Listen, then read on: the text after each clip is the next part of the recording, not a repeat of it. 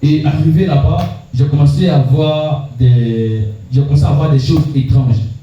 Je pouvais me retrouver, bon pas avant ça d'abord, nous sommes allés au village, voilà. Quand je suis arrivé chez la femme de mon papa, en classe de chef en la psychologie, elle m'a pris, nous sommes allés au village, j'avais un funérail. Et quand nous sommes allés au village, nous sommes allés au campement, dans le campement de sa grand-mère. La femme, la vieille qui a couché avec moi. C'est dans son village que nous sommes allés. Ah bon? Oui, oui. Et quand nous sommes allés, parce que ça fait maintenant quelques temps, mais moi j'avais toujours ça en mémoire, elle aussi elle avait toujours ça en mémoire. Donc quand on se voyait, vraiment elle savait ce qui se passe. Donc voici qu'une nuit je dormais et je fais un songe où le chef du village, avec le mari de la vieille qui a couché avec moi, avec les quelques villageois, ils m'ont attrapé dans le songe. Ils m'ont attrapé, ils ont attrapé mes deux mains, ils ont attrapé mes deux pieds, et ils ont soulevé un gros serpent. Et parce qu'ils étaient dans un endroit, c'est comme une confrérie de, je ne sais pas dire c'est une confrérie de sorcellerie. Parce qu'il y avait le rouge, et son mari, c'est lui qui était le chef. Et ils ont fait sortir un gros python. Et ils m'ont attrapé. Ils ont mis le gros python dans ma bouche. Dans ta bouche? Le python était tellement gros, mais ils l'ont fait rentrer dans ma bouche. Et je criais, personne ne m'entendait. Et ils ont pris le gros python, ils ont mis le gros python dans ma bouche. Et quand ils ont mis le gros python dans ma bouche, le lendemain, je me suis réveillé, mon ventre était gonflé, on dirait femme enceinte. C'était ballonné. Voilà, mon ventre était ballonné. Mon ventre était ballonné. Et puis ma maman, elle a eu peur. Elle dit, c'est quoi ça? Qu'est-ce qui s'est arrivé? Et puis elle dit, maman, j'ai vu grand-papa, parce que je parlais, elle était petite. J'ai dit, j'ai vu grand-papa a pris serpent. Il a mis serpent dans ma bouche. Maman, gros serpent comme ça. Avec le chef, il a commencé à les dévoiler. Parce que je voyais les choses. Ils ont mis ces serpent là dans ma bouche. Maman, c'est ça qu'elle a. Et puis je commence. Je mourais même. Je tombe évanoui. Je vous dis que mes yeux, le noir s'en va et c'est le blanc qui est là. Je suis en train vraiment d'agoniser. Donc elle a eu peur. Donc la femme de mon père m'a mis au dos. Elle a commencé à courir dans le village, traverser le marigot, jusqu'à arriver en ville. Donc elle est arrivée au grand village, elle dit, mais ton fils, il a fait quoi? Il a son ventre. Et puis, elle met dans sur le champ, parce qu'elle est dans le village des Beaugrignois, vers Gagnois. C'était dans le village des Beaugrignois. Oui, Beaugrignois. Et elle m'a appelé. Donc j'ai dit, ah madame, ton fils va mourir. Donc elle m'a mis depuis, elle a commencé à prier. Et moi, j'ai mouru. Puis on est arrivé à Abidjan.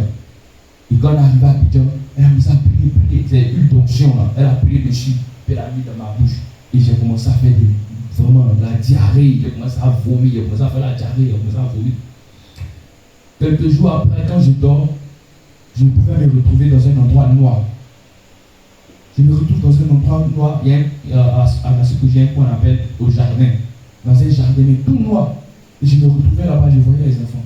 Et je disais, parce que je parlais, quand je vois, j'ai dit, maman, j'ai dormi la nuit, je me suis retrouvé dans un endroit noir, avec les enfants. Elle a dit, ah bon? Elle dit oui. Et il dit oui. Et elle dit oui. Elle dit elle est chrétienne, mais elle était avec un pasteur qui est marié. Et le pasteur qui est marié louait lui-même, elle-même sa propre maison. C'est le pasteur qui est marié qui louait sa maison. Et donc il venait passer quelques séjours avec elle et il partait chez sa femme aussi. C'est comme cela on vivait. Et puis, attends, la femme de ton papa là? Oui. Elle était encore toujours avec ton papa? Non, elle a quitté mon papa. Elle avait quitté ton papa? Oui. Maintenant, elle avait quitté ton papa, mais pourquoi tu t'es retrouvé avec elle? Bon, moi je ne savais pas que pour moi, c'est pas ma mère. Ah, pour toi, c'était ta maman. Voilà, pour moi, c'était ma maman. Je l'aimais comme une mère. Et donc, quand elle s'est séparée de ton papa, oui, j'ai dit, je vais partir chez maman. Tu as dit à ton papa que toi, tu veux rester avec elle. Oui, je vais rester avec maman. Papa, moi, je veux rester avec mon père m'appelait. Je lui ai dit, papa, pourquoi tu as laissé maman partir? Moi, je veux rester avec maman. Moi, je ne savais pas. Et mon papa, lui, savait la vérité. Il me l'a jamais dit. C'était pas ta vraie mère. Oui. Il me l'a jamais dit. Et j'ouvre une parenthèse par rapport à ma mère. En fait, lorsque j'ai connu ma mère, c'est ma mère qui m'a conté ça. Elle m'a dit qu'elle était enceinte de moi. Et mon papa la battait, il la mettait dehors. Et pendant qu'elle était enceinte de moi, c'est là que mon papa est parti dans un village et il a rencontré la femme de mon père. Il a raconté cette femme que tu croyais que c'était ta mère. Oui, dans un funérail. Et il l'a envoyé à la maison.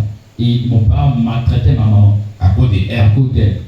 Donc, ma maman, ses soeurs sont en France. Oui. Donc elles ont décidé de faire les papiers pour que moi, je puisse aller en France. C'est-à-dire que après ma naissance, je vais en France. Oui. Donc mon père, il s'est opposé à cela. Ton père n'a pas voulu. Oui, oui. C'est comme j'allais prendre la nationalité française parce que la grande-sœur maman est là-bas, j'allais être son enfant, tout elle avait fait des trucs. Elle allait t'adopter comme voilà. Ton enfant. Voilà.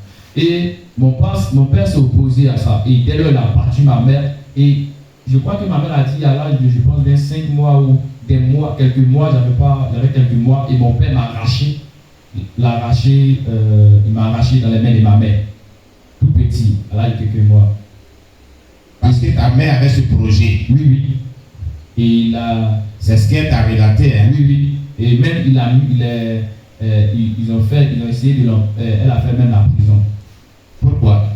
Bon, elle était arnaquée par un monsieur par rapport au passeport, par rapport au papier, au visa. Qu'elle devait faire pour moi. Et ils ont vu que c'est de l'arnaque, donc ils l'ont mis en prison. Donc pendant ce temps même, elle-même, peut-être, je ne sais pas, mais peut-être elle ne savait pas où j'étais. Mais elle était en contact avec mon papa. Et c'est comme cela que, bon, c'est après qu'elle m'a relaté. Et je ne suis plus parti. Donc mon papa, quand mon papa a arraché dans la main de ma mère, il me donnait à la femme de mon papa. Et en ce moment où moi je devais prendre le sein, je ne prenais plus le sein, j'étais sévré, on me pimentait. Et j'avais une maladie, comme on disait oiseau, je mourais, tout ça, parce qu'elle me frappait, me maltraitait. Donc maman a dit qu'un jour ils sont allés à l'hôpital. Et l'infirmière a dit que l'enfant arrive, mais l'enfant est traumatisé parce qu'on le frappe trop. On n'a pas trop, il ne peut pas supporter les trop. Ça, c'est le pédiatre qui avait dit ça. Oui. Mais un fait que ta maman même a relaté quand elle est venue ici, et que toi-même tu m'avais relaté, oui.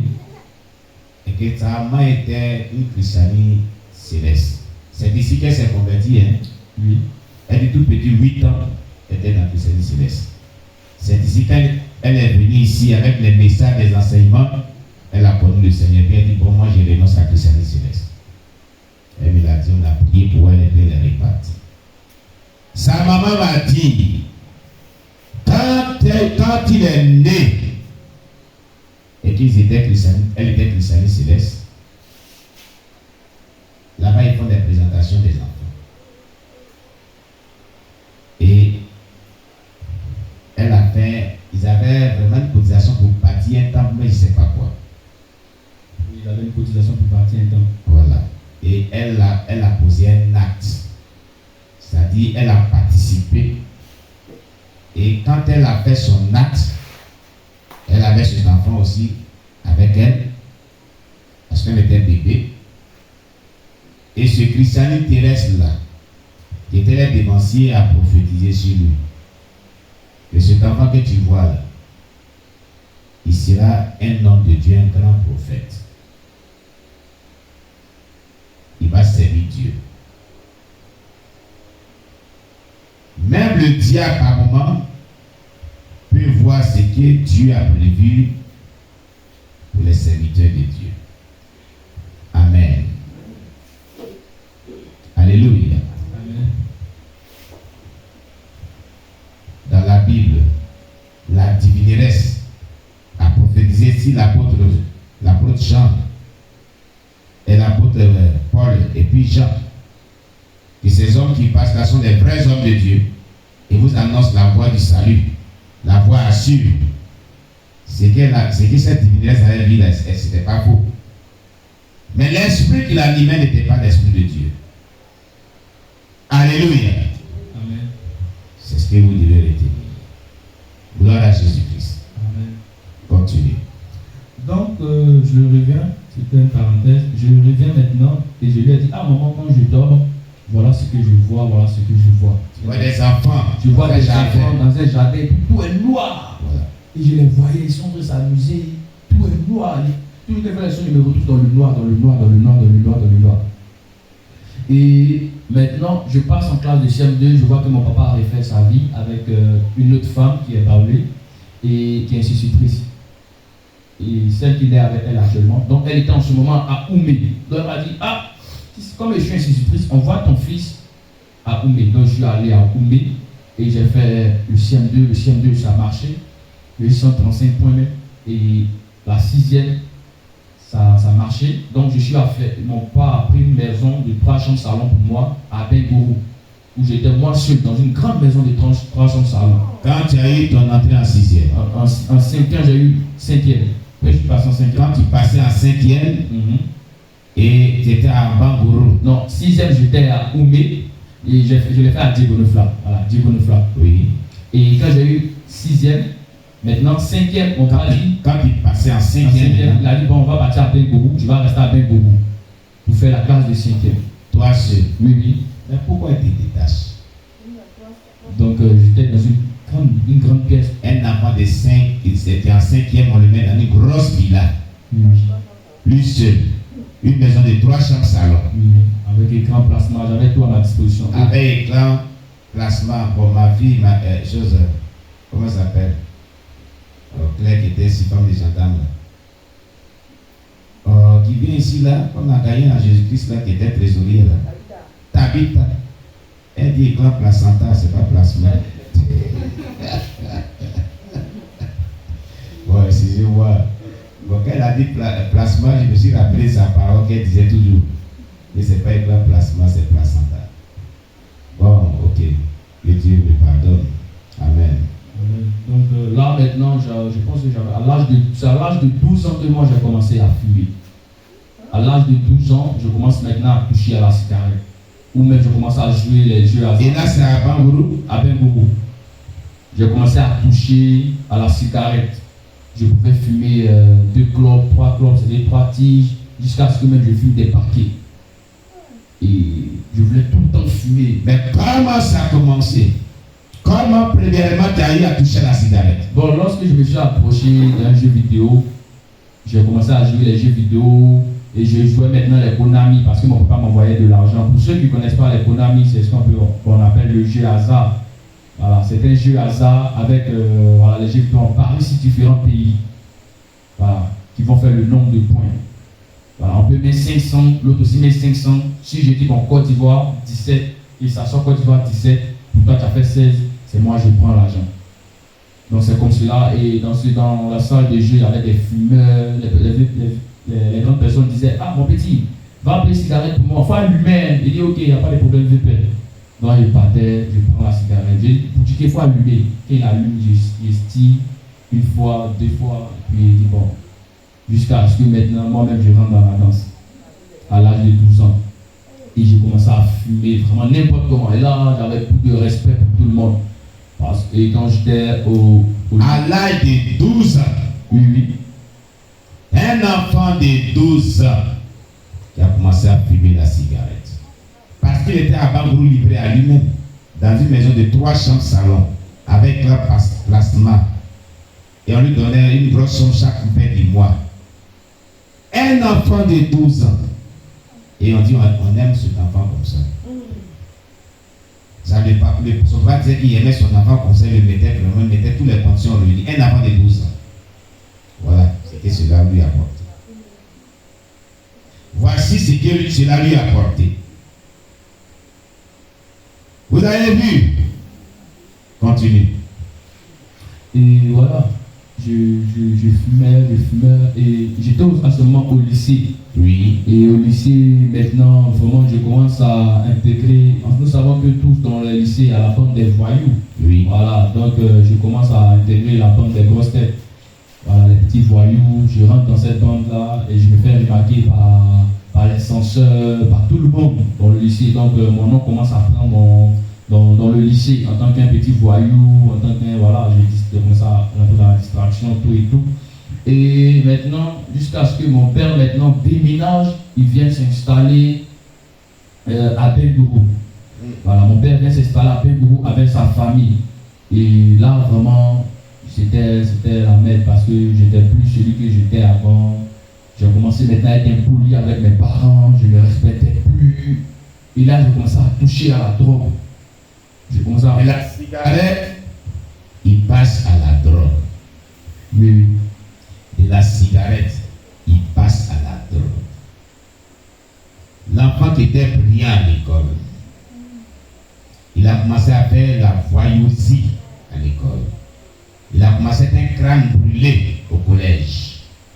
Il tenait tête aux éducateurs, aux professeurs. Et on les appelait comme ça, les gens d'élèves cabris. Élève cabri. Dans les lycées, quand on dit élève cabri, c'est-à-dire que c'est un enfant qui est impoli, qui ne respecte personne, qui ne vient pas à l'heure au cours. Et il est absent mais souvent au cours. Même pendant le cours, il sort, il s'en va fumer. Il s'en va se droguer. C'est ce qu'on appelle élève cabri. Élève cabri, autant. C'est pas ça? C'est ça, c'est ça. Tu es étonné, hein? Tu es étonné qu'il connaît tout ça? Oui. Ah bon? Pourquoi il le connaît? Parce que moi aussi, j'ai marché avec les élèves cabris. Mais ça, c'était en autre temps, hein? Mais je ne fumais pas, je ne me droguais pas. Je bossais. Seulement, j'ai perturbé les cours. Au lycée, au CEMA d'abord. Qui est devenu l'IMAS. Quand on finit de faire les cours, les moyens sortaient, j'avais ma moyenne. Et j'étais parmi les 5 premiers qui étaient là.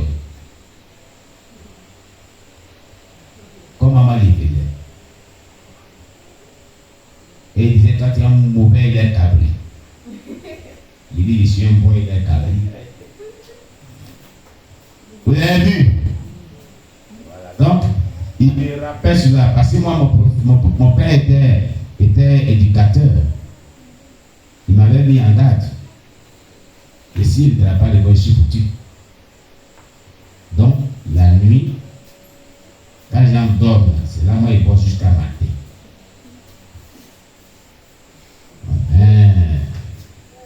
Donc, la journée ici à l'école est turbulent, mais la nuit ils bossent. Bon, c'est une parenthèse que tu peux témoigner. Ok. Et ce qui a engendré tout ça, aussi, il y a aussi la mauvaise compagnie. Il faudrait que les parents vraiment fassent attention avec qui leur enfant marche. C'est très important de savoir avec qui ton fils marche. Parce que moi, je marchais avec des amis, mais moi, plus ne peux pas se donner conseil. J'ai dit, tiens, c'est trop donner conseil. Ah, mon frère, tu as fumé? Non, il n'a pas fumé. Mais pourquoi tu n'as pas fumé? Bon, donne-moi une cigarette, c'était les conseils, on se conseillait en cas de fumer. Vous voyez un peu? Donc, c'est la mauvaise compagnie qui a engendré tout ça. Je marchais avec des bandits, des voyous, des fumeurs,